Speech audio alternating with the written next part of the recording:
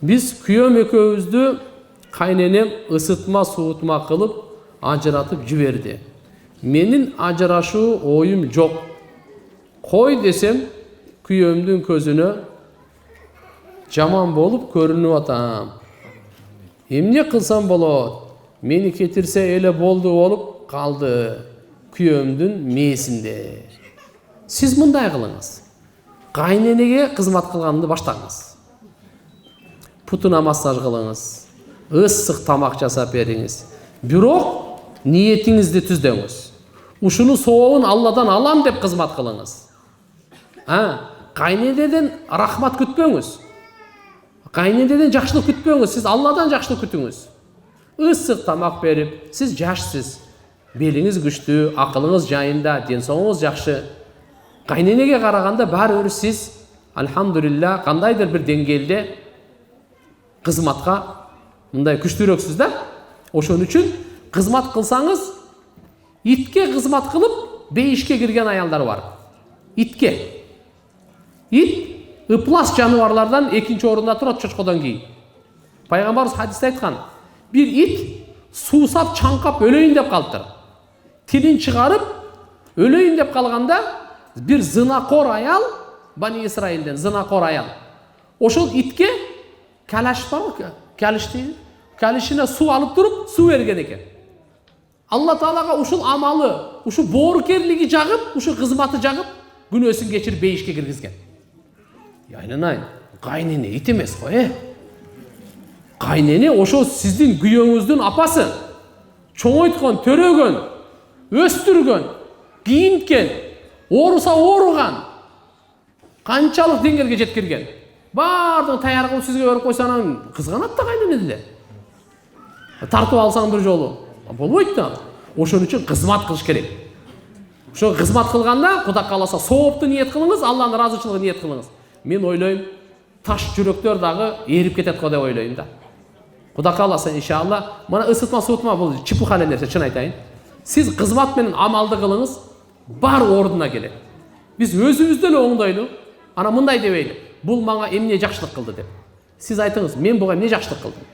Жакшылык кайтпаса, кыжалат болбоңуз. Өкүнбөңүз. Жакшылык Алладан кайтат. Алла ушундай кылып кайтарып берет, эселетип кайтарып берет. Эч качан кем болбойсуз, бактысыз болбойсуз. Качан сиз кайненеңизге чын жүрөктөн кызмат кылсаңыз, ысык тамагын, чайын, кийимин, бул деле утурумдук эле. Бүгүн бар, эртеге жок. Кээде карып, анча-мынча адам карылыкка алдырып, бир сөзүн кайталай берет, уруша берет келиндерди, башка неме кыла берет. Буга көңүл албай эле коюш керек. Карылык. Ошо деңгээлге Алла Таалам сизди да жеткирсин. Канча келиндери бар, кайнененин өмүрүнө жетпейт да. Бул дагы чоң нерсе. Ошон үчүн иншалла Кудай кааласа баары жакшы болот. Сиз иншалла иманды жашоону тандаңыз, тооба кылыңыз дагы бисмилла дегенде кызматтан баштаңыз. Анан кийин эгерде кайненеңиздин кандай бир сөзү сизге оор тийсечи, сиз ону дароо кайшы айтпаңыз. Кызматты кылып, ысык чайды берип, жакшы тамак берип, төшөгүн салып, башына массаж кылып берип, зайтундан эме кылып бериңиз, путун массаж кылып бериңиз. Көңүлү ачылып, бираса жыргап калганда анан айтыңыз. Апа, мени мына сөзүңүз катуу тийип калат экен. Кичине жумшак кылып айтып коесузбу депчи. Болду. Иштин баары эле бүтөт. Күйөөсүнү капа кылса кандай жаза берилет? Бу дүйнөдө 24 саат периштенин алаты айтат. 24 саат периштенин алаты болот да. Периштенин, адамдын эмес. Болсо периштелер эч кимге налат айтпайт. Элестетип көрүңүз. Ошон үчүн жөндөн жөн эле күйөөнү капа кылбагыла. Албетте күйөө деле периште эмес. Аулия бүгүнкү күндө деле анда чанда дегендей эле. Кээде күйөөдөн деле кетип калат, кетпейт деп айтпайм. Бирок ошо күйөөнү кылган сиздер. Мурунтан калган сөз бар да. Вазир жакшы, хан жакшы. Аял жакшы, эр жакшы. Баары мурунтан айтылып келген. Сиздин сабырдуулугуңуз, таквалыгыңыз, дипломатиялык, маданиятыңыз, аң сезимиңиз ошо күйөө кылып алышыңыз керек. Кээ бир адамдар, кандай деген наркоман, алкаштарды, инвалидтерди күйөө кылып жүрбөйбү? Alhamdulillah деп ушунусуна шүгүр кылып, жакшы эле мамиле кыла берсеңизчи, жумшактык баары бир жеңет. Жумшак жамгыр катуу ташты тешик билесизби? Кайра ошо жумшактын жамгыр бар го, тамчылай берет, бир таштын үстүнө. Ошону тешип коет. Тынымсыз, үзгүлтүксүз жумшак сөз болсун, үзгүлтүксүз жумшак мамиле болсун. Таш жүрөктөрдүн бардыгын тешейт. Этеккир келгенде 3 күндөн ашкандан токтобосо, гусул кылып намаз окуса болобу? Жок. Биздин Ханафи мазхабда оорулуу күндөр эң азы 3 күн, көп 10 күн. Эгерде 10 күндөн ашып баратса, анда гусул кыласыз дагы, намаз окуй бересиз. Аны истихаза деп коет, аны айыз деп айтпайт. Истихаза оорулуу кан деп коет. Анда ар бир намаздан алдын кийин дарат алып намаз окуй бересиз. Ассаламу алейкум. PUBG игра ойногон эркектерди кантип оюндан кайтарсак болот? Үй бүлөгө жакшы көңүл бурбай коюшту. Эң туура PUBG менен ойной берсе, ушинтип үй бүлөгө көңүл бурбайт. PUBG'дын ордуна даватка чыксын. Даватка чыгарыш керек деп ойлойм. PUBG'ды эмне кылат? Şimdi мечитке жибергиле, үйдө талим өткөргүлө. Анан кийин кичине алхамдулилла өлүмдү эстесин, өлүк жуусун, кабыргасын. Ошондо анан кийин алхамдулилла баягында шайтанды кичине жеңе алат да. Болбосо шайтан минип алып, PUBG ойноттура берип, өмүр бүтөт ушу менен. Азыркы учурда көп аялдар соодага, базарга чыгып кетип жата. Бул туурабы же аялдар үйдө отуруш керекпи? Соода жөнүндө кеңири маалымат берип коюңузчу. Алла разы болсун. Өзү үй бүлөнү багуунун милдети күйөөсүнө милдеттенген. Күйөөсү никесинде мен кабыл алдым деген сөз, мен буну багамын, камсыздаймын, турак жай менен, кийим кече менен, тамак аш менен мойнума алдым, кабыл алдым деп мойнуна алып атат. Ушундай болуш керек. Эми тилекке каршы кээде күйөөлөр жалкоо. Аял эми бала чаканы багыш керек да. Анда базарга чыкса болот, махрамы менен кошо. Махрамы менен кошо чыксын. Күйөөсү менен кошо чыксын. Баласы балагатка жетсе чогуу чыксын. Махрам болсун сөзсүз. Чогуу чыгып иштесин. Эми кээде Кудай сактасын, эми күйөөсү инвалид болуп калса, башка карай турган эч ким жок болуп калса, шарият анда даганда зарылчылыкка жараша уруксат берет, бала чакасын иптеп бирлесе баксын.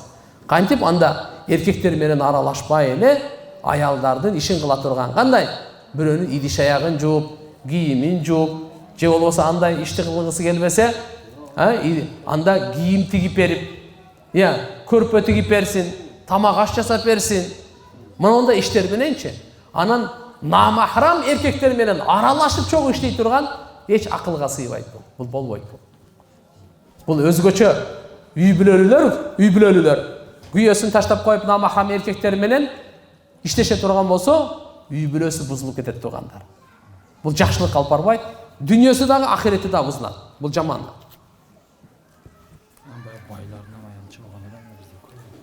Көз ачыктар жөнүндө айтып бериңизчи, көз ачыктарга барса эмне болот? Көз ачыктар жалганчылар. Аларга барсаңар имандан ажырай турган коркунучу бар да. Барбаш керек көз ачыктарга. Пайгамбарыбыз саллаллаху алейхи ва саллям айткан, булардын тапканы арам. Ким барса имандан ажырайт деген. Коркунучтуу бул. Кээде эми айтканы туура келип калат. Мен деле кээде айта берем, туура келип калат. Бунун мааниси андай эмес да. Алдына ала, Алладан башка эч ким билбейт. Ошон үчүн буларга барбагыла, тастыктабагыла. Жакшы эркектер жакшы аялдар үчүн, жаман аял жаман эркектер үчүн деген сөз бар. Сөз эмес, аят бар. Мен жаман жолдо жүрүп, тооба кылып, жакшы жолдо жүргөн жакшы балага жолуганмынбы? Жолукса болот. Тооба кылгандан кийин ал аял же ал эркек жаман эмес, ал жакшы болуп калат. Тобанын касиети ушундай. Күнөө эле кечирилбейт. Канча күнөө болсо соопко айланып калат. Бирок күнөөнү соопко айландырып алат экенмин деп кылыш, бул эми акмакчылык да бул. Тобанын 3 шарты бар.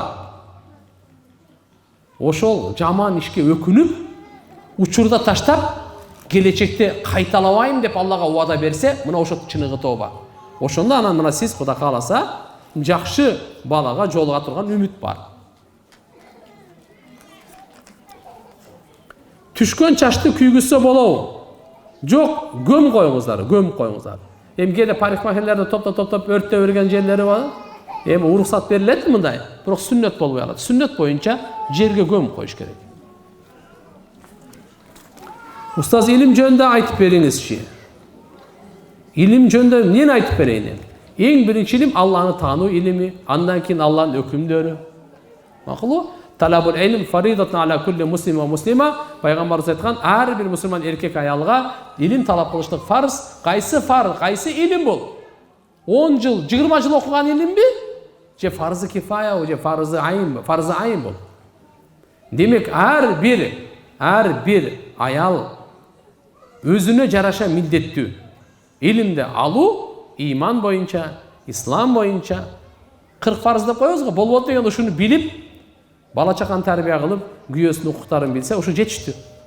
Бардын алма, бардын бүтүп кетпесе дагы.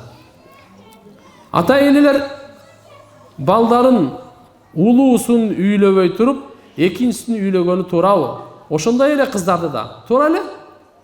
Бул жөн эле бир адеп, албетте. Эми улуусу таарынып калбасын дегендей, же болбосо капа болуп калбасын дегендей.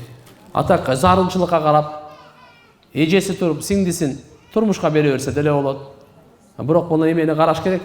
Кээ бир учурларда ушундай болуп калат, эми эжесинин көңүлү ооруп калбасын да.